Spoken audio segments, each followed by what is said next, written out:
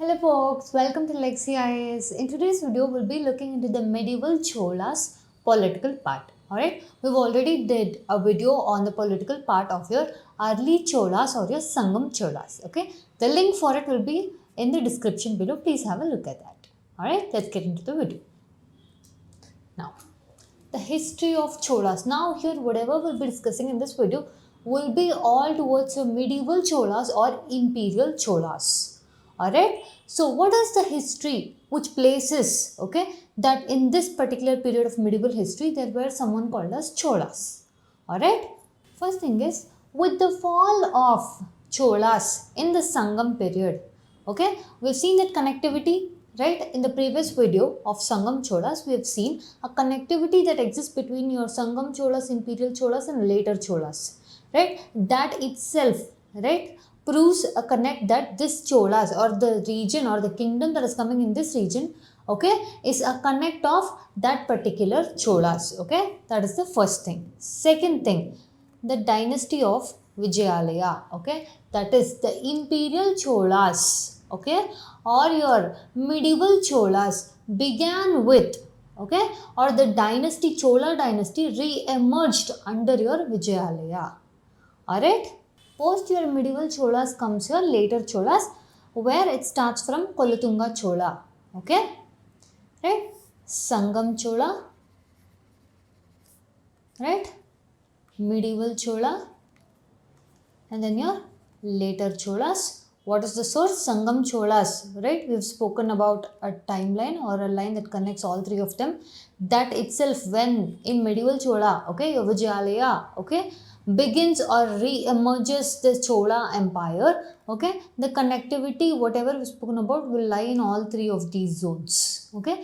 Later Chola will begin with your Kolatunga, medieval will begin with your Vijayalaya. Alright, clear up until now? Now, we'll just have a look at, okay, who are the kings who will form your medieval Chola empire.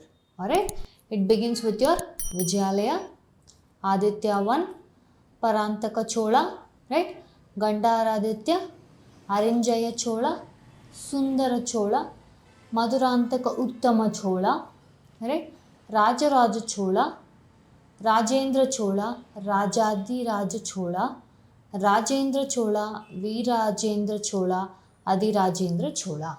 Right? So these are the kings who will form your, okay, medieval Cholas. Right? Let's have a look at each of them. Right?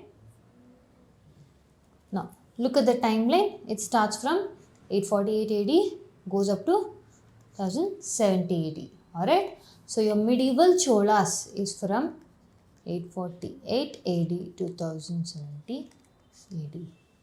Alright, clear up until now? Let's move ahead. Your first king is your Vijayalaya Chola, or the one who re-emerged, or the one who started your medieval Chola empire, or the imperial Cholas, what we call. Okay, it is said that Vijayalaya got the kingdom, okay, of Cholas back when he got Tanjore from these chiefs who were loyal to your Pandyas.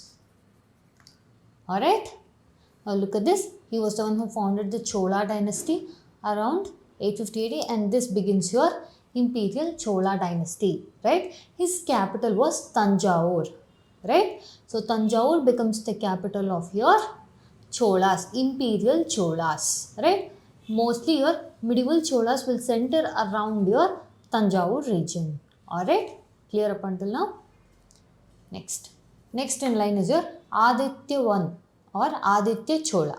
Alright, he defeated the Pallava king Aparajita, Kongu ruler, okay, and got this place under his control. Okay, he is a devotee of Shiva. Basically, this is just minor details as to what was he doing with respect to political aspects. See, the thing is, after Vijayalaya, right, whatever we see, okay, the upcoming political heirs will be the ones who will keep on increasing, okay, increasing the sphere and influence of Cholas, right, almost up until your Rajaraja Chola I or Arunmozhivarma Cholan tak, okay, the empire will keep on increasing, slowly it will keep on increasing its influence, right. By the time it comes to Arunmozhivarman, right, or Rajaraja Cholan, right, the empire would now start the zenith. Alright, so here what do we mean by when we say defeated Pallava king, Kongu ruler and got this place under this control? Okay, conquered this place, Kongu Desa and Talakadu in the west. So basically they are increasing the area of influence, first thing.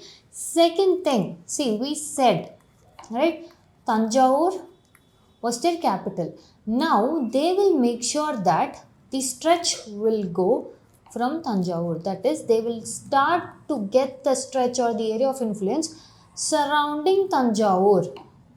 Right? Tanjavur becomes extremely important with respect to your imperial Chola line.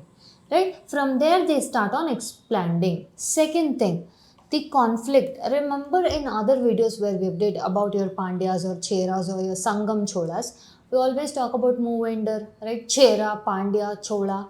Right? Even in this imperial Chola or medieval Chola, we will see the conflict between your Chola, Chera, Pandya, along with that one other person is your Chalukya.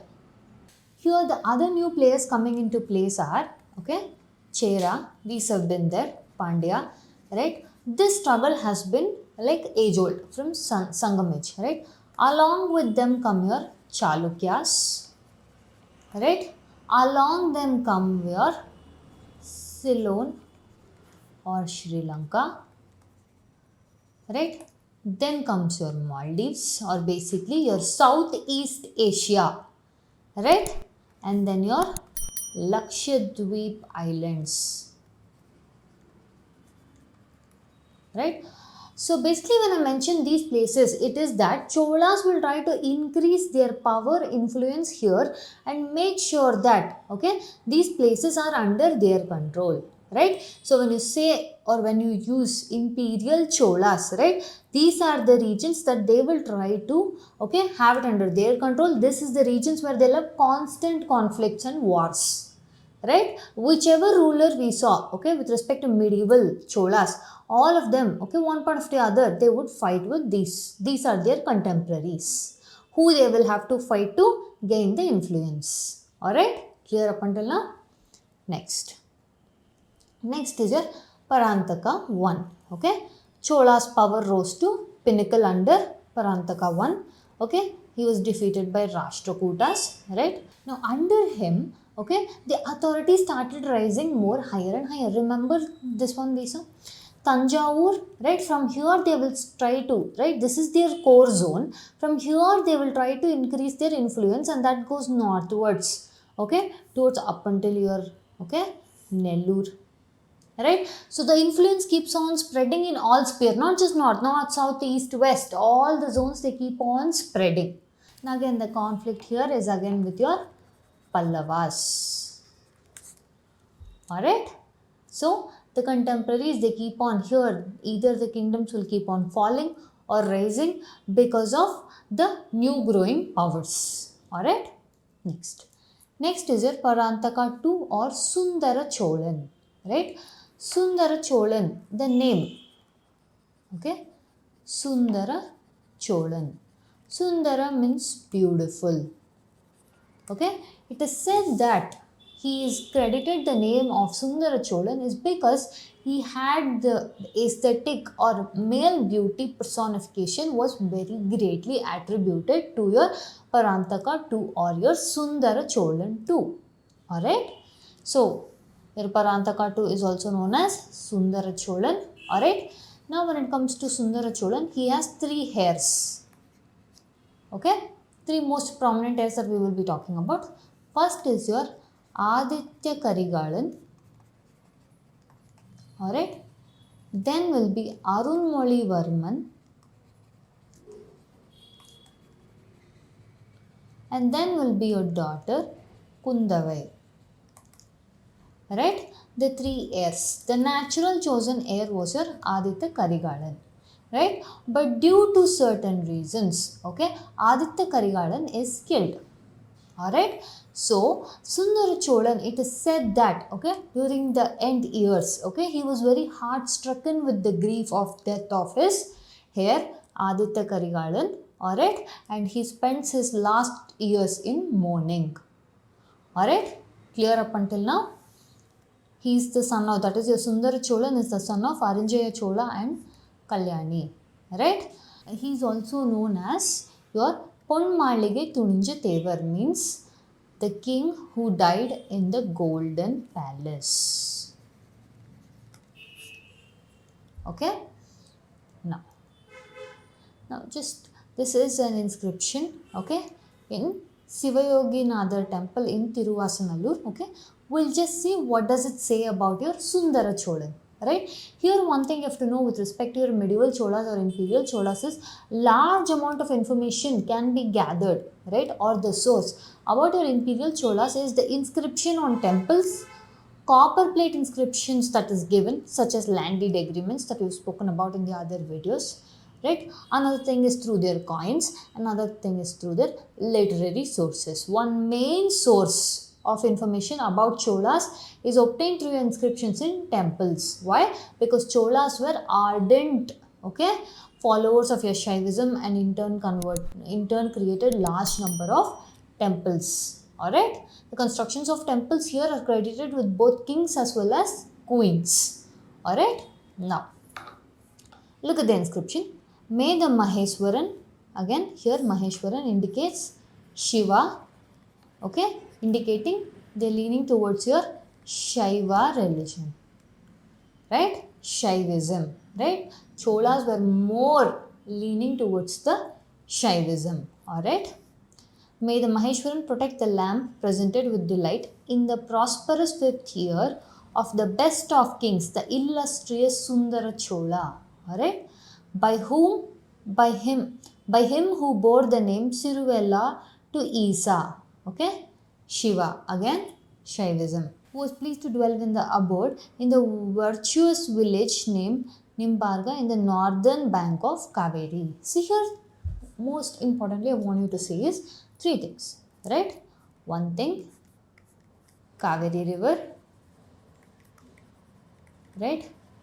Another thing, Shiva. Another thing is your temple. If you have to put, okay, most important keywords when you have to speak about Chola. See now in your mains examination, right? When you have to write an answer, let's say the question is somewhere about your Cholas. The question has to have certain keywords. The most important keywords here with respect to Cholas or imperial Cholas being Shaivism or Shiva, right? And then will be your temples, right? Because they are credited for creating some of the best architectural wonders with respect to your temple architecture or Dravida architecture or your construction of temples, dams, wells, alright? Then is your Kaveri river. Right? These 3 are very important keywords that has to be synonymous with respect to Cholas when you write an answer. Alright? Simple yet very, very important. Alright? Next. The next is the one here we discussed of your Sundara Cholan, that is your Aditya Karigalan or Aditya II. Now, Aditya Karigalan was presumed to be the next heir. Okay? But he was, okay, killed or murdered in a mysterious circumstances, right? Now, based on the fact that as to the mystery still remains as to who exactly murdered or killed Aditya Karigalan. See, there's this thing, okay? Your Aditya Karigalan or Aditya II, okay? He had defeated your Pandyas, right? Even after defeating Pandyas, he goes in chase of the Pandya ruler, okay, and beheads him. Alright, that becomes an excruciating pain and embarrassment and shame for your, okay, loyalists of Pandya. So they will make sure that they will claim their revenge on your Aditya Karigalan. So it is claimed that maybe they are one of those people who did this, right? Who were mostly involved in the coup of killing the heir of or the next heir of Chola Empire. Alright. Now this details is found in the inscriptions. Okay. It is found in the inscription of a temple. See now this inscription is found in the temple where it says that there are few people who are, okay, involved in killing of your natural heir or the next heir of your Cholan Empire being Aditya Karigalan. Now your Aditya Karigalan is also called as Veerapandiyan Talaikonda Kopara Kesari Varman Karigalan. Veerapandiyan is the Pandyan king who was beheaded by your Aditya Karigalan. Alright? The event where your Pandya king being Veerapandiyan was beheaded by your Aditya Karigalan is in Battle of Chevur.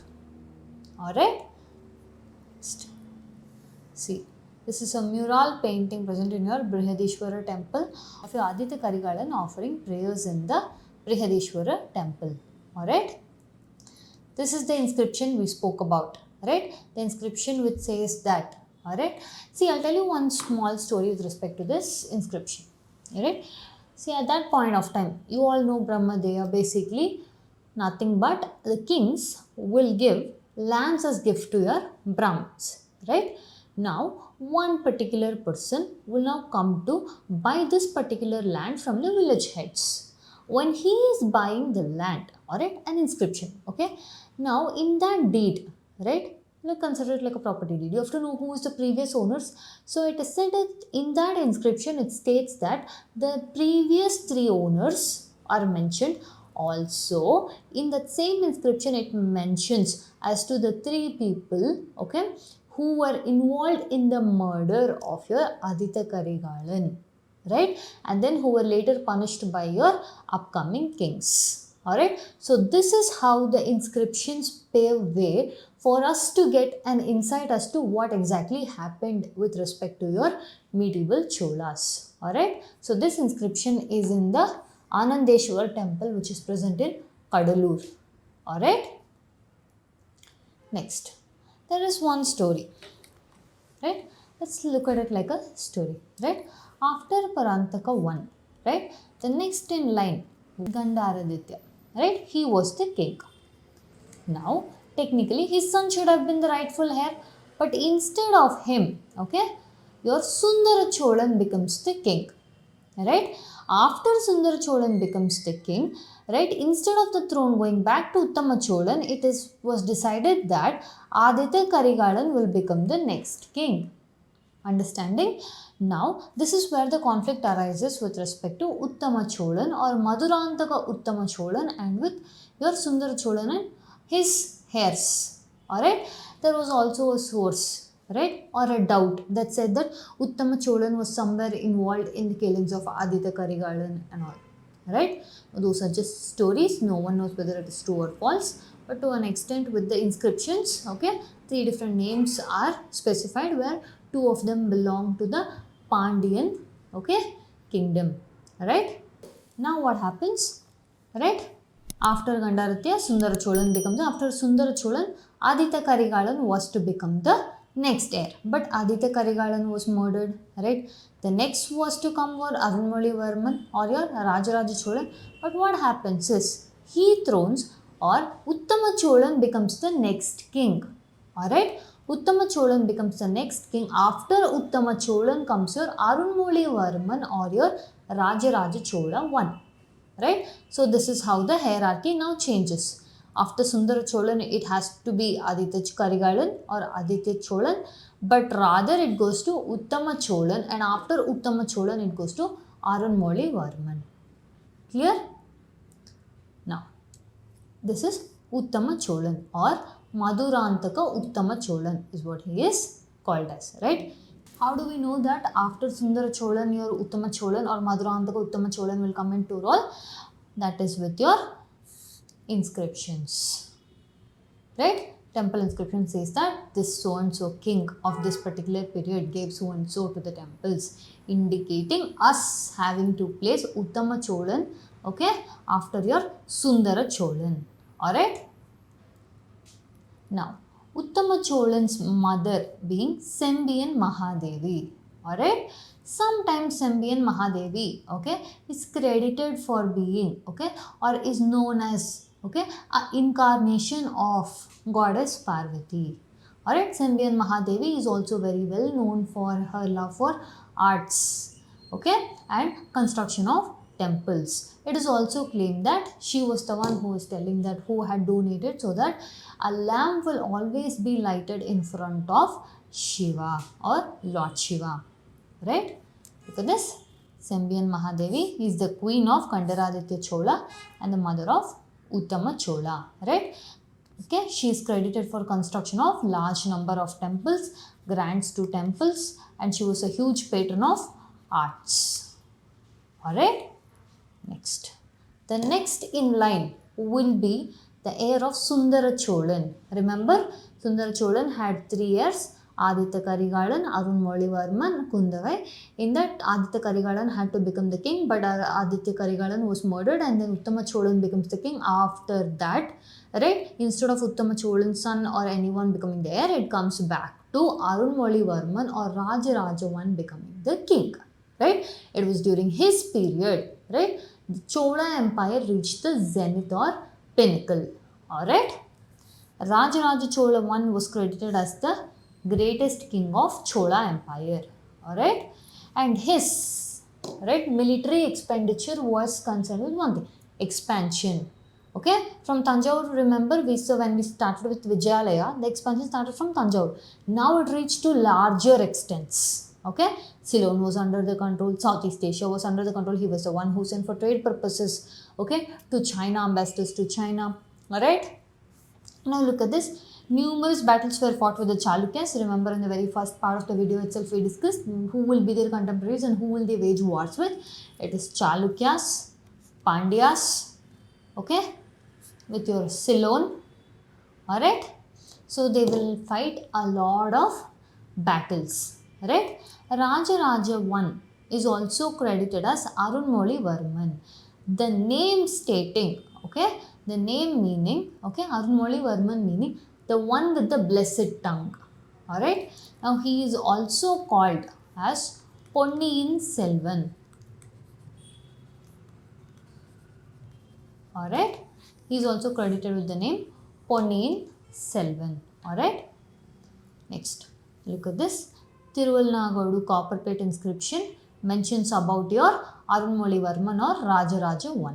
Alright, so Arunmozhivarman means basically the person with blessed tongue. Right, he was the one who brought about survey in the land, right, assessments in the land. See, basically up until now how the kingdom was, right, this was the Chola influence, right, but each region had independent people, independent chiefs, princes ruling over them, and they had autonomy, yes. But now, your Rajaraja Chola I, what he does is, he brings the assessment of each of these lands, okay. So, he also brings in the audits for the land, right. So, in a way, he is bringing them under your central administration, okay, while still maintaining the autonomy of the region, okay. He brings the regions under central administration while still maintaining autonomy of the region. That is a very, very important part with respect to your Rajaraja Chola I, right. He is also credited with creating strong local self-governments, alright. Now, look at this. It was during this period of Arunmozhivarman or Rajaraja Chola I, the Sangam poets of Upper Samandar Sundarar, all three of them are Shaiva poets, right. All three of their works will be combined into a compilation called as Tirumurai. Understanding? Now, the reorganization of country into individual units called as Valanadus during the period of Rajaraja I. Right? By this way, he was able to efficiently organize the administration. Alright?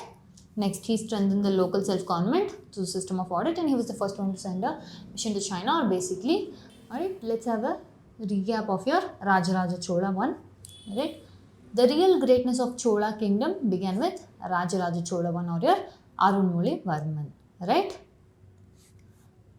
Now, Rajaraja Chola I is credited for defeating the confederacy of kingdoms of Pandya, Kerala and Ceylon, the southern regions. Alright, look at this.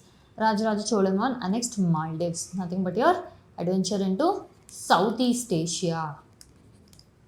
Alright, this is southern region, Southeast Asian region. Alright, he is also credited for building the famous Brihadeshwara temple or Rajeshwara temple, which was the pinnacle of your Dravidian architecture or your temple architecture. Alright. Now, one thing about your Rajaraja Chola or your Cholas is there was a religious tolerance too. How do I say religious tolerance? See, upcoming you will see multiple of the kings. Okay, their main alignment is towards Shaivism or Shiva, right? Basically Hinduism.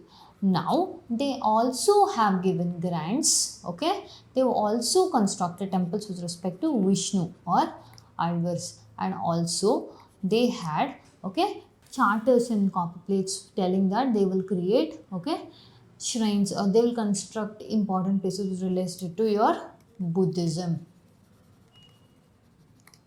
Alright. Next, your contemporary movie, that is your Ponniyin Selvan 1. Right? Movie speaks about this particular kingdom. Basically, the Cholas that they are talking about is your imperial Cholas. Now, if you knew any of the spoilers for the movie, do not blame me. Alright? This is one of the contemporary times ka relationship with your imperial Cholas. Alright? Next, the next in line will be your Rajendra Chola 1, okay, who is the son of your Rajaraja Chola or Arunmozhi Varman.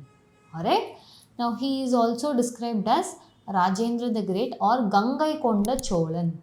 Alright, the name Gangaikonda Cholan indicates that the one who took Ganga, here river. Alright, Gangaikonda Chola. Okay, and also he constructs something called as Gangaikonda Cholapuram. Alright. Now, the extension, okay, or expansion during his time is towards River Krishna in the north, Sri Lanka in the south, Lakshadweep, Maldives, right? So, he starts the maritime trade, right, is too much important and too much developed compared to its contemporaries during the period of Cholas. Most specifically your imperial Cholas than compared to your others. Right? Be it the contemporaries or other Cholas, your Sangam Cholas or your later Cholas. Alright? Next. He laid a campaign against your Sri Vijaya Empire, alright, your Malay Peninsula or Sumatra region. See, he was the one who brings water into the Gangaikonda Cholapuram, right? That's his new capital with respect to your Kaveri Delta. Alright? Now, see, this is Rajendra Chola's battle, okay? In Kolaramma temple, this is the depiction of Rajendra Chola. Alright? Now, when it comes to, okay, the influence, area of influence, okay, during the period of Rajendra Chola, right? Look at this. All this in pink, right? Is all your Chola influence. Pretty much large. See, look at them. Look at the trade routes. They were the one who sent, okay, your missionaries to your China or basically your Song Dynasty. Alright. Now they are credited with having huge and good amount of maritime trade, right? Having good and strong influence, centralized administration, right? Predominant power giving equivalent, okay, opposition to your contemporaries being your Chalukyas, Pallavas, Pandyas, right? This is the seal of your Rajendra 1. Alright. Look at this. This is the charter. Remember we spoke that he was giving grants, right? He was influencing or patronizing even Buddhism. This charter was issued by Rajendra I to patronize Buddhism. Alright.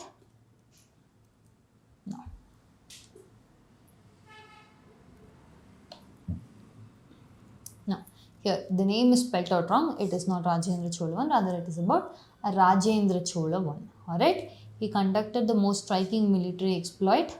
Alright. Rajendra Chola 1 defeated Sri Lanka and annexed whole of Ceylon or Sri Lanka. Alright. Now, he assumed the title Gangaikonda Cholan, right? Which meant he has traveled up until that he has traveled eastern region. He has gone towards your Gangas, alright, or the Gangetic River, right? He conquered the Malay Peninsula, right? He founded a new capital, okay? Gangaikonda Cholapuram, okay? The one who conquered Ganga. Understanding? Next, he also is credited for having built the famous Gangaikonda Cholapuram temple. Okay, again another cap, another feather in the cap of your temple architecture or Dravidian architecture under your Cholas. Rajendra Chola is also credited for creating a lot of temples or spreading of education. For that reason, he is given the title Pandita Chola. Right? Look at here. He has established many educational institutions and thus the title Pandita Chola. Alright. Next. The next in line, okay, is your Rajadi Raja Chola. Right. He defeated Pandyas. Right. Their usual war. Right. They are the contemporaries who they are always battling with is your Pandyas with Kerala Ceylon kings. Alright. He also fought against your Someshwaravan, basically nothing but your Western Chalukyas.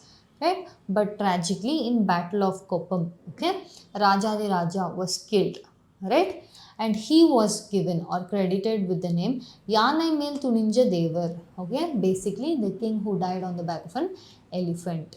He is also credited with the title Kalyanapura Gonda Chola, right. One thing is, see, I want you to focus more on this Battle of Koppam, right. In this Battle of Koppam, Rajadi Raja gets killed, right. Now his brother, okay, wants to avenge that particular death, okay, leading to another famous battle, right. This is where your Battle of Koppam takes place, right. The next is your Rajendra II, the brother who fought, okay, alongside your king. In the Battle of Koppam is where he lost his brother, okay, against your Chalukyan king Someshwara. To avenge for his brother's death, he fights the famous battle of Kudala Sangama, okay, where he suppresses your Chalukyan power. Alright, so in a tactic manner, the war which was seeming to be eminently victorious under the side of the Chalukyans turned tables towards your Cholas. Alright, now he led an expedition to Sri Lanka and the Cholan Empire, okay, it is credited that there were multiple inscriptions which states that, okay, no region was lost. Rather, all the region under the protection of Rajendra II remained under his own sphere and influence. Understanding? Next. Next is a Veera Rajendra Cholan. Okay. He is credited for reclaiming Vengi. Okay. Now again a battle with their contemporaries Chalukya's fight comes, but rather this time he has a friendly tie by giving his daughter towards the Chalukyan king Vikramaditya. Alright. So basically here he tries to do the friendly relationship. Alright. Next. This is the last of your Cholan kings belonging to your imperial Cholas or your medieval Cholas, that is Adi Rajendra Raja. Okay. Now it was during his period of time there was lot of civil unrest and he was assassinated during a civil unrest was mostly in religious uprising. Let's look at a question now. Okay. This was asked in Prelims 2020. Okay. Look at this. Consider the following events in the history of India. Right? Rise of Pratiharas under King Bhoja, establishment of Pallava power under Mahendra Varman I, establishment of Chola power by Parantaka I, Palla dynasty founded by Gopal. Now we have to organize them in chronological order. So the first in line to be coming will be your Pallavas. Alright? The option of 2 will be with respect to A or C. Right? The next is the Palla dynasty was founded by your Gopala. So in the option, right, Gopala, and also the timeline of Pallas is from 8th to 12th century. So it would be by option 4, that is C. The next in line would be, okay, Bhoja, king of your Pratiharas, right? So this will come then. The last is your establishment of Chola power by your Parantaka, making it option making it option C. Now that's it for the video on your political part of your Imperial Cholas. If you do like our content, okay, subscribe to our channel, share it along with your friends and give us a like button. Thank you.